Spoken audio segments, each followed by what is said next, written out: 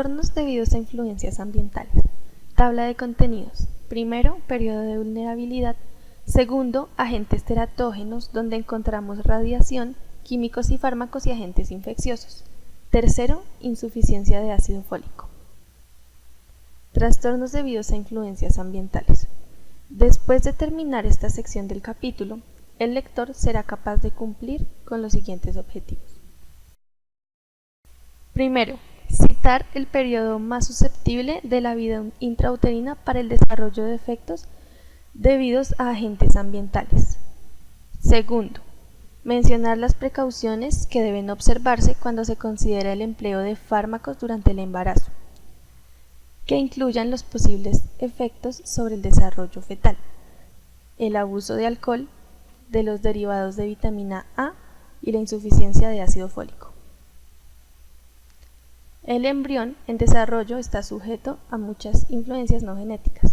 Después de la concepción, el desarrollo se ve influenciado por los factores ambientales que el embrión comparte con la madre, el estado fisiológico de la madre, su equilibrio hormonal, su estado general de salud, estado nutricional y los fármacos que toma. Sin duda tienen influencia en el desarrollo del niño neonato.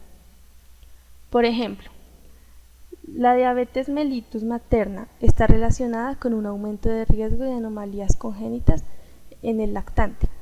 El tabaquismo materno está relacionado con peso bajo al nacer. El consumo materno de alcohol en el contexto de alcoholismo crónico es conocido por causar anomalías fetales. Algunos agentes causan aborto temprano, sarampión y otros agentes infecciosos causan malformaciones congénitas. Otros agentes, como la radiación, causan defectos cromosómicos y genéticos y producen trastornos del desarrollo. Periodo de vulnerabilidad. El desarrollo del embrión se trastorna con más facilidad durante el periodo en el que se lleva a cabo la diferenciación y desarrollo de los órganos. Este intervalo temporal, al que a menudo se le denomina periodo de organogénesis, va desde el día 15 hasta el día 60 después de la concepción.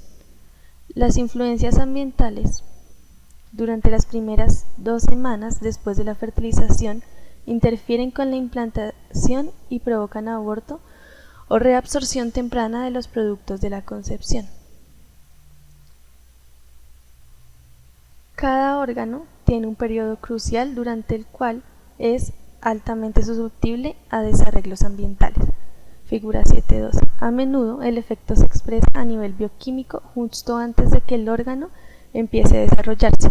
El mismo agente afecta a diferentes sistemas orgánicos que se desarrollan al mismo tiempo. Agentes teratógenos. Un agente teratógeno es un agente químico, físico o biológico que produce anomalías durante el desarrollo embrionario o fetal. La enfermedad materna o un estado metabólico alterado también afectan el desarrollo del embrión o del feto. En teoría, los agentes teratógenos causan defectos de nacimiento en 3 formas. Primero, mediante exposición directa de la mujer embarazada y el embrión o feto al agente. Segundo, a través de exposición de la mujer próxima a embarazarse a un agente que tiene una velocidad de eliminación lenta, de manera que mantiene una dosis teratógena durante el principio del embarazo. Tercero, como resultado de efectos mutágenos a un agente ambiental que ocurre antes del embarazo, lo que causa daño permanente a las células reproductivas de la mujer o el varón. Con propósito de análisis se han dividido los teratógenos en 3 grupos: radiación, fármacos y sustancias químicas, y los agentes infecciosos. En el recuadro 7.1 se mencionan los agentes que se identifican con frecuencia en cada uno de estos grupos. Radiación. Las dosis altas de radiación ionizante son teratógenas y mutágenas y tienen la capacidad de efectuar cambios hereditarios en el material genético. En específico, se ha mostrado que las concentraciones excesivas de radiación causan microcefalia, malformaciones esqueléticas y retraso mental. No existe evidencia de que las concentraciones de radiación diagnóstica, por ejemplo, placa torácica, causan anomalías congénitas. Además, cuando es posible, se toman todas las precauciones para proteger al feto. En situaciones en donde es necesario un estudio para la salud de la mujer, los beneficios para ella de tener un estudio diagnóstico adecuado superan los posibles riesgos teóricos al feto.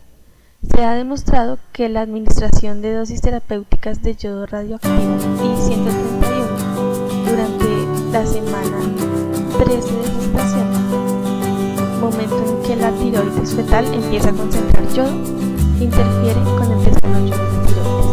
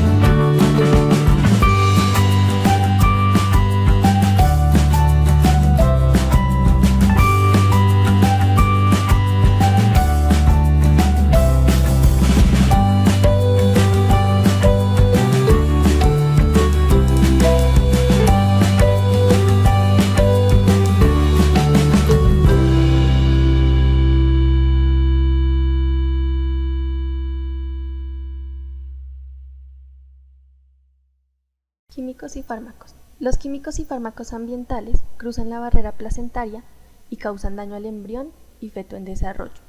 Se ha calculado que solo del 2 al 3% de los defectos del desarrollo tienen un origen en un fármaco conocido o en el ambiente. Algunos de los teratógenos ambientales mejor documentados son los mercuriales orgánicos, los cuales causan déficit neurológico y ceguera.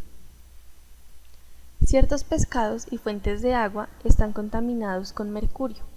Se desconocen en gran medida ciertos mecanismos precisos por los cuales los químicos y fármacos ejercen sus efectos teratógenos. Producen efectos citotóxicos, antimetabólicos o inhibidores del crecimiento en el desarrollo embrionario y fetal. Los fármacos encabezan la lista de teratógenos químicos, probablemente debido a que se utilizan con regularidad en dosis elevadas. Muchos fármacos cruzan la placenta y exponen al feto tanto a sus efectos farmacológicos como teratogénicos. Los factores que afectan la transferencia de fármaco placentaria y los efectos farmacológicos sobre el feto incluyen la velocidad a la cual el fármaco cruza la placenta, la duración de la exposición y la etapa de desarrollo placentario.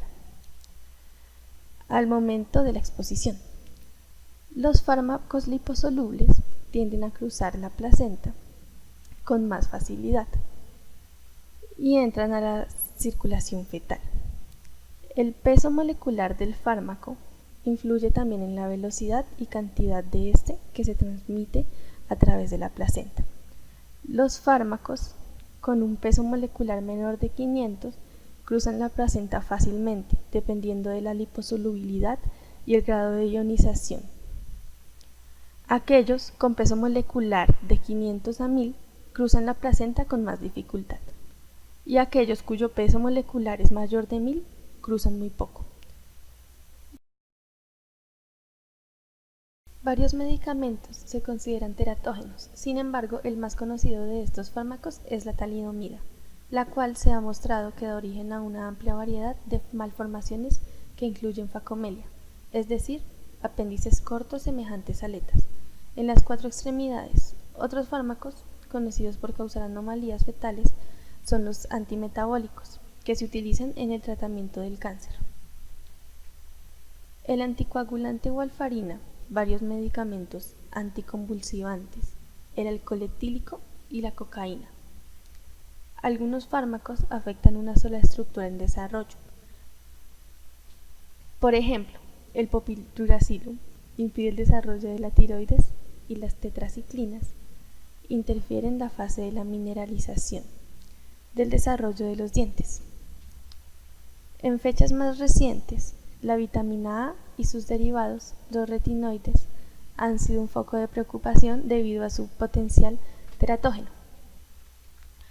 La inquietud acerca de los efectos teratógenos de los derivados de la vitamina A surgió con la introducción de medicamentos para el acné isotretinoína. En 1983, la US Food and Drug Administration estableció un sistema de clasificación de fármacos, de acuerdo con los posibles riesgos al feto. Según este sistema, los fármacos se clasifican en 5 categorías: A, B, C, D y X. Los fármacos en la categoría A son los menos peligrosos y los de las categorías B, C y D son cada vez más peligrosos. Lo que se encuentra en las categorías X están contraindicados durante el embarazo debido a su teratogenidad. La ley no requiere la clasificación de fármacos que se usan antes del 1983, debido a que se sospecha que muchos fármacos provocan anomalías fetales, incluso aquellos que en algún momento se pensó que eran seguros. Se revisan de manera más crítica. Se recomienda que las mujeres en edad reproductiva eviten la utilización innecesaria de fármacos. Esto le atañe tanto a las mujeres no embarazadas como a las embarazadas, ya que muchos de los defectos del desarrollo ocurren al principio del embarazo, como sucedió con la talidomida. Es posible que el daño al embrión ocurra antes de que se sospeche el embarazo. Un fármaco del que a menudo se abusa y llega a tener efectos nocivos en el feto es el alcohol. Síndrome alcohólico fetal. El término fetopatía alcohólica o síndrome alcohólico fetal se refiere a un grupo de anomalías fetales físicas, conductuales y cognitivas que ocurre como consecuencia de beber alcohol durante el embarazo. Se ha calculado que aproximadamente 0,5 a 2 casos por 100 nacidos vivos tienen SAF. El alcohol, que es liposoluble, tiene un peso molecular entre 600 y 1000. Pasa libremente la barrera placentaria. Las concentraciones de alcohol en el feto son por lo menos tan altas como en la madre. A diferencia de otros teratógenos, los efectos dañinos del alcohol no se restringen al periodo sensitivo de la gestación temprana, sino que se amplían a todo el embarazo.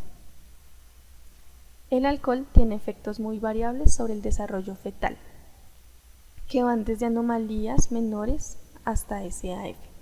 Es posible que exista el retraso de crecimiento prenatal o postnatal, afectación del SNC, que incluye anomalías neurológicas, retraso del desarrollo, disfunción conductual, deterioro intelectual y malformaciones en cráneo y cerebro, así como un conjunto de rasgos faciales característicos que incluyen fisuras palpebrales pequeñas, es decir, la abertura de los ojos, un borde vermellón delgado, labio superior, y la cara media y filtro alargados y planos, es decir, el surco en la porción media del labio superior, figura 7.13. Las características faciales del SAF no son tan aparentes en el recién nacido, pero se hacen más prominentes conforme se desarrolla el lactante.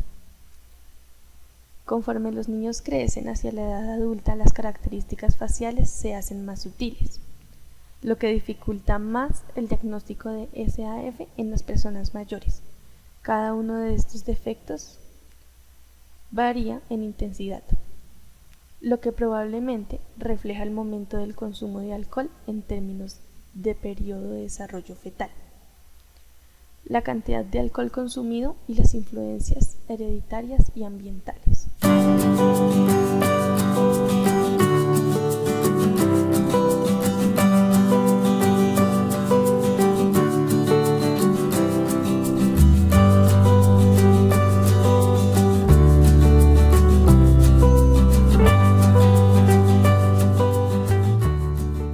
Los criterios para el diagnóstico de SAF exigen comprobar la presencia de 3 de los siguientes hallazgos. Primero, 3 anomalías faciales: filtro liso, borde vermellón delgado en el labio superior y fisuras palpebrales pequeñas. Segundo, déficit de crecimiento: estatura y peso prenatal, postnatal o ambos por debajo del 10 grados percentil. Tercero, anomalías del SNC, por ejemplo, circunferencia de la cabeza por debajo del 10 grados percentil, déficit cognitivo global o intelectual, retraso de funcionamiento motor, problemas con la atención o hiperactividad. Se desconoce la cantidad de alcohol que es posible consumir con seguridad. Es posible que incluso pequeñas cantidades de alcohol consumido durante los periodos críticos de desarrollo fetal sean teratógenas. Por ejemplo, si el alcohol se consumió durante el periodo de organogénesis, es posible que provoque una variedad de efectos esqueléticos y orgánicos. Si el alcohol se consumió más tarde, durante la gestación, cuando el cerebro se encuentra en rápido desarrollo, es posible que existan trastornos conductuales y cognitivos en ausencia de anomalías físicas. El consumo crónico de alcohol durante el embarazo provoca una variedad de efectos que van desde anomalías físicas hasta el retraso de crecimiento y alteración del funcionamiento del SNC. La evidencia indica que las concentraciones altas de corta duración de alcohol, como las que ocurren en una borrachera, son particularmente importantes y las anomalías corresponden al periodo de la exposición. Debido a los posibles efectos sobre el feto, se recomienda que la mujer se abstenga por completo de consumir alcohol durante el embarazo. Agentes teratógenos. Los agentes teratógenos, como la radiación, químicos y fármacos, como los organismos infecciosos, son agentes que producen anomalías de desarrollo del embrión. La etapa del desarrollo del embrión determina la susceptibilidad de los teratógenos. El periodo durante el cual el embrión es más susceptible a los agentes teratógenos es el momento durante el cual se lleva a cabo la deficiencia y desarrollo de los órganos corporales y tejidos, que por lo general desde el día 15 hasta el 60 después de la concepción. Agentes infecciosos. Muchos microorganismos cruzan la placenta y entran en la circulación fetal, a menudo produciendo múltiples malformaciones. Las siglas TORCH corresponden a toxoplasmosis, otro, rubiola, citomegalovirus, herpes, los cuales son agentes que con más frecuencia causan anomalías fetales. Otras infecciones incluyen la infección por virus de varicela zoster, listeriosis, leptospirosis, infección por virus Epstein-Barr, tuberculosis y sífilis, virus de la inmunodeficiencia humana, VIH y parvovirus humano, P19, se han indicado como adiciones a la lista. Prueba de prevención del TORCH. Examina el suero lactante en busca de presencia de anticuerpos para estos agentes. Sin embargo, los títulos de los anticuerpos séricos contra los agentes TORCH en la madre y el recién nacido no suelen ser diagnósticos y a menudo la causa precisa del trastorno sigue siendo incierta. Se informa que las infecciones con agentes incluyen el 15 a 5% de los recién nacidos y están en las principales causas de morbilidad neonatal. Las manifestaciones clínicas y patológicas frecuentes incluyen retraso y crecimiento y anomalías cerebrales, microcefalia, hidrocefalia, ojos, oídos, hígados, sistema hematopoyético, pulmones y corazón, miocarditis, trastornos cardíacos congénitos. Sin embargo, estas manifestaciones varían entre los recién nacidos sintomáticos y solo unos cuantos se presentan con anomalías en múltiples sistemas. La toxoplasmosis es una infección por un protozoario, el Toxoplasma gondii, que es nocivo para las mujeres embarazadas y el feto neonato. El gato doméstico es portador del órgano y excreta las protozarios en sus heces. Se ha indicado que las mujeres embarazadas deben evitar el contacto con el excremento del gato de la familia. La introducción de la vacuna contra la rubiola ha eliminado casi por completo el síndrome de rubiola congénita en la mayoría de los países desarrollados. Sin embargo, la rubiola sigue siendo endémica en muchos países en desarrollo, donde es la principal causa prevenible de sordera, ceguera y un desenlace adverso en el desarrollo neurológico. Se desconoce a gran medida la epidemiología de la infección citomegalovirus. Algunos lactantes están afectados gravemente al nacer y otros, aunque tienen evidencia de la infección, no tienen síntomas. En algunos lactantes asintomáticos, el daño cerebral se hace evidente a lo largo de varios años. Existe también evidencia de que algunos lactantes contraen la infección durante el primer año de vida, y en algunos de ellos la infección conduce a retraso 1 o 2 años después. La infección por virus del herpes simple 2 se conoce que es una infección genital y suele transmitirse mediante contacto sexual. El lactante adquiere la infección in útero en su paso a través del canal del parto. Insuficiencia de ácido fólico. Aunque la mayoría de los defectos de nacimiento están relacionados con la exposición a un agente teratógeno, la insuficiencia de nutrientes y vitaminas también son un factor. La insuficiencia de ácido fólico se ha implicado en el desarrollo de defectos en el tubo neural. Por ejemplo, anencefalia, espina bífida, encefalocelia. Los estudios han mostrado una disminución significativa en los efectos del tubo neural cuando se administra ácido fólico por tiempo prolongado en las mujeres de edad reproductiva. Por lo tanto, se recomienda que todas las mujeres en edad reproductiva reciban 400 miligramos de ácido fólico al día, después continúen al embarazarse. Para las mujeres con aumento de riesgo de un DTN, que incluyen las que ya han tenido un embarazo afectado y quienes toman fármacos anticonvulsivantes específicos, la recomendación es de 4 miligramos de ácido fólico diario. En resumen, un agente teratógeno es uno que produce anomalías a lo largo de la vida embrionaria o fetal. Es durante la primera parte del embarazo, 15 a 60 días después de la concepción, que los agentes ambientales son los más aptos para producir efectos nocivos en el embrión en desarrollo. Varios agentes son dañinos para el niño neonato, que incluyen radiación, fármacos y químicos y agentes infecciosos. El SAF es un riesgo para las lactantes de mujeres que consumen alcohol en forma regular durante el embarazo, debido a que muchos fármacos tienen el potencial de causar anomalías fetales. A menudo, en una etapa temprana del embarazo, se recomienda a las mujeres en edad reproductiva que eviten la utilización innecesaria de fármacos. Las siglas TORCH corresponden a toxoplasmosis, otro, rubiola, citomegalovirus y herpes, que son agentes infecciosos implicados con más frecuencia en anomalías fetales. También se ha mostrado que la insuficiencia de ácido fólico contribuye a los DTN.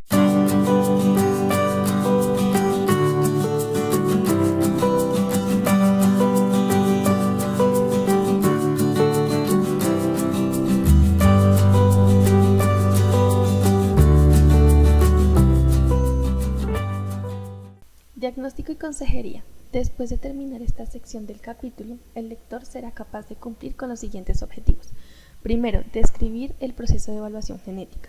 Segundo, describir los métodos utilizados para llegar a un diagnóstico prenatal que incluye ecografía, amniocentesis, toma de muestra de vellosidades coriónicas, toma de muestra percutánea de sangre fetal umbilical y métodos de laboratorio para determinar la constitución bioquímica y genética del feto.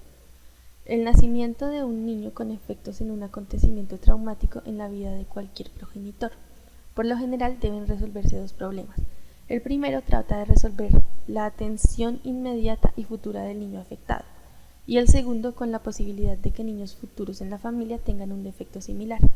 La evaluación genética y consejería ayuda a determinar si el defecto fue heredado y el riesgo de recurrencia. El diagnóstico prenatal proporciona un medio de determinar si el niño neonato tiene cierto tipo de anomalías. Es importante que los padres estén conscientes de las posibles complicaciones de adquirir más información proveniente de estas pruebas genéticas invasivas.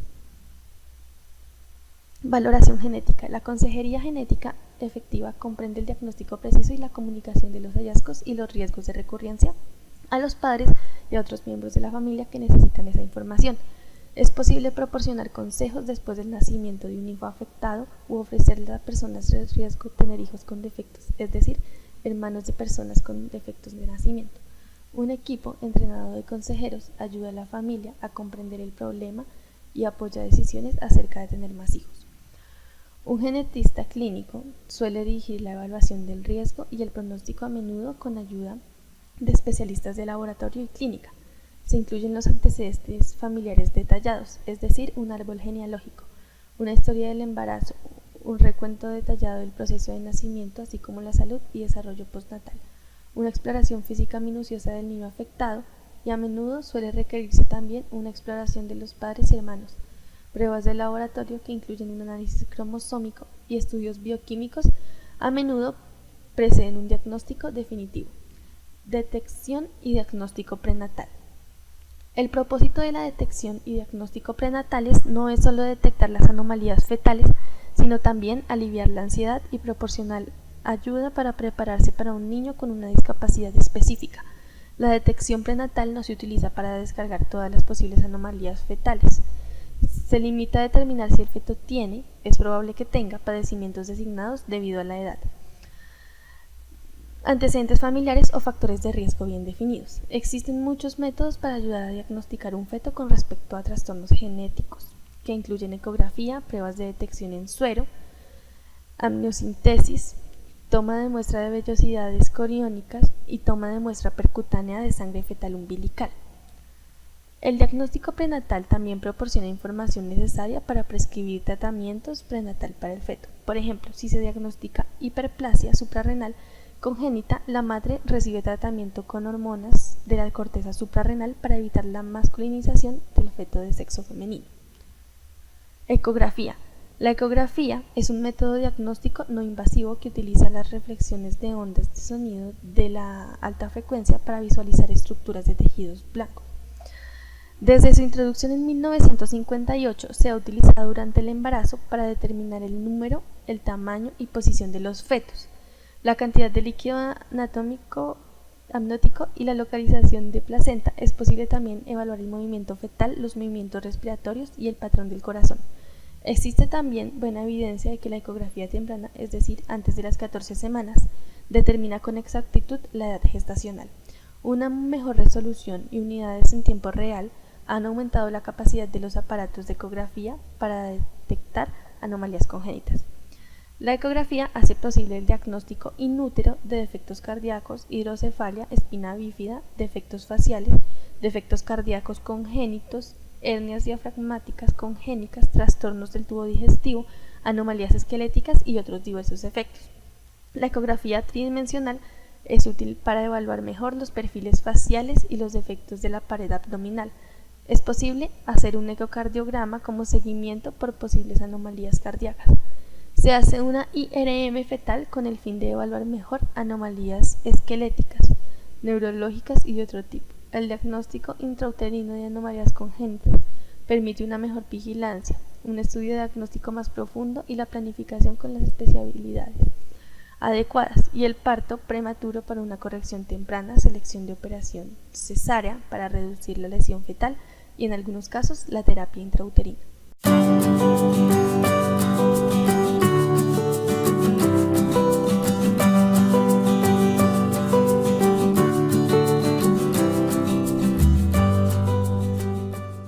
Marcadores en suero materno. Las pruebas de sangre materna se iniciaron en la década de 1980 con la prueba de AFP. Desde entonces se han estudiado varios factores séricos como pruebas de detección para anomalías fetales. Las pruebas maternas actuales están a favor de hacer la detección del primer trimestre a todas las mujeres entre las 11 y 13 semanas, combinando la translucidez de la nuca observada en la ecografía con la concentración del PAPPA, concentración de GCH y edad materna para determinar el riesgo de trisomía 21, 13 y 18. La PAPPA, que secreta la placenta, ha mostrado desempeñar un papel importante en la promoción de la diferenciación celular y la proliferación de diversos sistemas corporales. En los embarazos complicados, la concentración de PAPPA aumenta con la edad gestacional hasta el término. Se ha mostrado que la disminución de las concentraciones de PAPPA en el primer trimestre, entre las 10 y 13 semanas, está relacionada con síndrome de Down. Cuando se utiliza junto a la edad materna, la beta GCH libre y la medición ecográfica de la translucidez de la nuca, la concentración sérica de PA-PPA aumentan, detectan que el 85% al 95% de los embarazos afectados con una tasa de pruebas positivas falsas de cerca del 5%. En el segundo trimestre se determina la AFP sérica materna para evaluar en busca de DTN, aunque para las mujeres embarazadas con acceso a centros de ecografía de buena calidad, una ecografía de nivel 2 para ver la anatomía de la columna vertebral descarta más del 99% de los defectos de la columna. Para las mujeres embarazadas que se presentan demasiado tarde para una detección de primer trimestre, la detección cuádruple utilizando AFP, GCH inhibida A y estirol no conjugado se utiliza para hacer la detección de trisomía y de TN entre las 15 y 22 semanas de gestación. La utilización de ecografía para verificar la edad fetal reduce el número de pruebas positivas falsas con este método de detección. La AFP es una proteína plasmática fetal importante y tiene una estructura semejante a la albumina que se encuentra en la vida postnatal. Inicialmente, el saco vitelino, el tubo digestivo y el hígado producen la AFP. Las concentraciones plasmáticas fetales AFP llegan a su máximo cerca de las 10 a 13 semanas de gestación y disminuyen hasta el tercer trimestre cuando se elevan de nuevo. Las concentraciones maternas y en líquido amniótico de AFP están elevadas en embarazos en los que el feto tiene un DTN, es decir, ancefalia espina bífida abierta, o ciertas otras malformaciones con un defecto de la pared abdominal anterior en el cual el tegumento fetal no está intacto.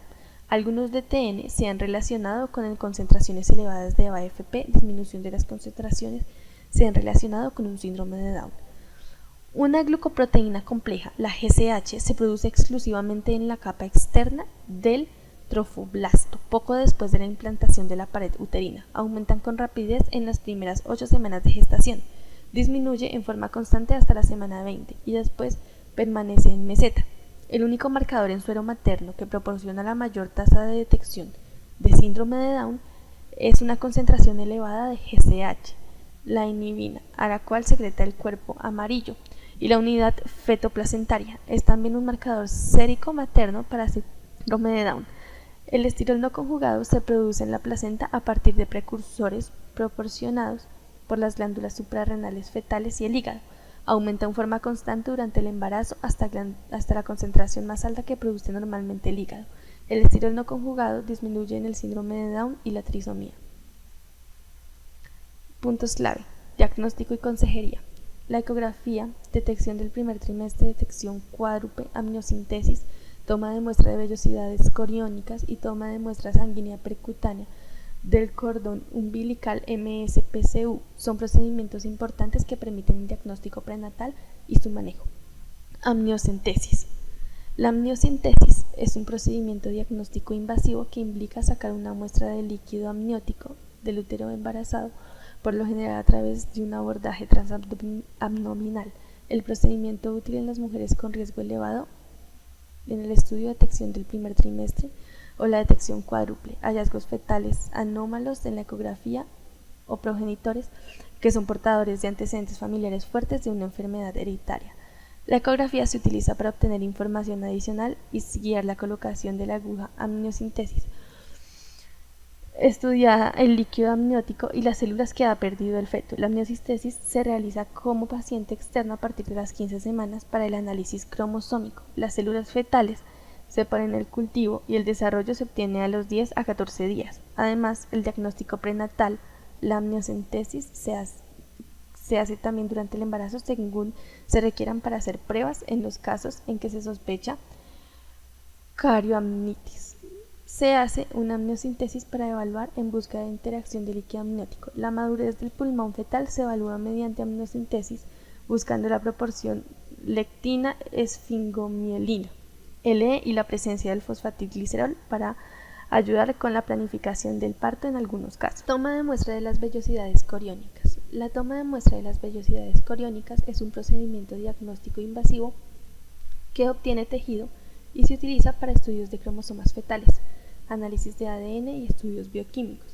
La toma de muestra de las vellosidades coriónicas suele hacerse después de las 10 semanas de gestación. No se recomienda realizar la prueba antes de las 10 semanas por el peligro de defectos de reducción de extremidades del feto. Las vellosidades coriónicas son el sitio de intercambio de nutrientes entre la sangre materna y el embrión. El saco coriónico encierra el saco amniótico temprano y el feto y las vellosidades son vasos sanguíneos primitivos que se desarrollan hacia la placenta. El procedimiento de toma de muestras se realiza por vía transabdominal o transcervical. El tejido fetal no tiene que cultivarse y el análisis de los cromosomas fetales está disponible en 24 horas. El análisis de ADN y las pruebas bioquímicas se completan en el transcurso de 1 a 2 semanas. Toma de muestra percutánea de sangre del cordón umbilical. Es un procedimiento diagnóstico invasivo que implica la inserción transcutánea de una aguja a través de la pared uterina hasta la arteria umbilical. Se realiza bajo guía ecográfica y es posible realizar en cualquier momento después de las 16 semanas de gestación. Se utiliza para el diagnóstico prenatal de hemoglobinapatías, trastornos coagulación, trastornos metabólicos y citogenéticos. En inmunodeficiencia es posible detectar infecciones fetales como rubeola y toxoplasmosis a través de la medición de anticuerpos inmunoglobulina M o hemocultivos directos. Los resultados de los estudios citogenéticos suelen tenerse en el transcurso de 48 a 72 horas debido a que el procedimiento conlleva mayor riesgo de pérdida del embarazo. En comparación con la amniocentesis, suele reservarse para situaciones en las que se requiere un análisis citogenético rápido o en las cuales no es posible obtener la información diagnóstica por otros métodos. El proceso para hacer la MSPCU para evaluar anemia fetal es posible administrar una transfusión sanguínea al feto si es necesario. Análisis citogenético y bioquímico. La amniocentesis y la toma de muestra de vellosidades coriónicas proporciona células que se utilizan para análisis citogenético y de ADN. Los análisis bioquímicos se utilizan para detectar concentraciones anómalas de AFP y producir bioquímicos anómalos en la sangre materna y en la muestra de líquido amniótico y sangre fetal. Los estudios citogenéticos se usan para hacer un cariotipo fetal con el fin de determinar la constitución cromosómica del feto. Se hacen para detectar anomalías de número y estructura de cromosomas. El cariotipo revela también el sexo del feto. Esto es útil cuando se sabe que cierto cromosoma defecto hereditario afecta solo un sexo. El análisis del ADN se hace en las células extraídas del líquido amniótico, vellosidades coriónicas o sangre fetal proveniente de la toma de muestra umbilical percutánea para detectar defectos genéticos como errores congénitos del metabolismo. El defecto se establece a través de la demostración directa del defecto molecular o a través de los métodos que desintegran el ADN en fragmentos que se estudian para determinar la presencia de un gen anómalo. La demostración directa del defecto molecular se hace mediante el crecimiento en cultivo de células del líquido amniótico y con la medición de las enzimas que producen células cultivadas. Muchas de las enzimas se expresan en las vellosidades coriónicas. Esto permite un diagnóstico prenatal más temprano debido a que las células no necesitan cultivarse antes de los estudios de ADN. Se utilizan para detectar defectos genéticos que causan errores congénitos del metabolismo como enfermedad de Tay-Sachs, enfermedades de almacenamiento glucógeno y la hipercolesterolemia familiar. Es posible hacer el diagnóstico prenatal más de 70 errores congénitos del metabolismo. El campo más nuevo de diagnóstico fetal implica ver el ADN fetal en la sangre materna. Algunas compañías privadas y muchas instituciones de investigación exploran la eficacia de ver el ADN fetal para determinar el sexo y otras pruebas genéticas. Se necesita más investigación antes de que esta prueba se ofrezca a todas las mujeres. En resumen, el diagnóstico y la consejería genéticos prenatales se hacen en un esfuerzo por determinar el riesgo de tener un hijo con un trastorno genético o cromosómico. A menudo implican una historia familiar detallada, es decir, un árbol genealógico, exploración de cualquier afectado y otros miembros de la familia, así como estudios de laboratorio que incluyen análisis cromosómicos y estudios bioquímicos. Suele hacerlos un consejero genético y un equipo especialmente entrenado de profesionales de la salud. La detección y diagnóstico prenatales se usan para detectar anomalías fetales. La ecografía se usa para estudios anatómicos fetales, determinar el tamaño y posición fetal y la presencia de anomalías. La detección de suero materno se utiliza para identificar embarazos que tienen mayor riesgo de desenlaces adversos como el síndrome de Down. La amniocentesis y la toma de muestras de vellosidades coriónicas se utilizan para obtener especificaciones para estudios citogenéticos.